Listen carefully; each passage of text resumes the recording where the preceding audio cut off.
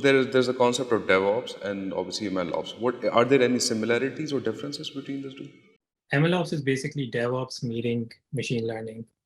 You have all the nice parts of the DevOps pipeline, CI/CD, deployment, dependable releases, monitoring, and basically what DevOps has done for developers, where they develop the software and then give it to the IT team, the DevOps team to eventually deploy, monitor in production, load testing, and all of that. MLOps is that plus some machine learning components to it.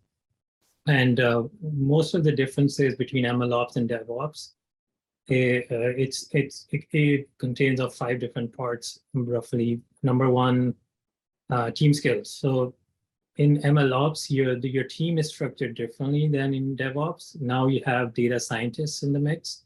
And these are folks that don't have necessarily software engineering knowledge, but they're very machine learning focused and algorithm focused. So the team structure is a bit different in MLOps. Another is experimental development. So in traditional software development, it's roughly linear in some sense, but in ML pipelines, it's kind of circular. There's a lot of iterating, there's a lot of trial and error in getting the best model for your problem. So the pipeline is a bit circular. There's additional testing needed. In addition to your normal integration and unit testing, you want to do some data testing and model testing.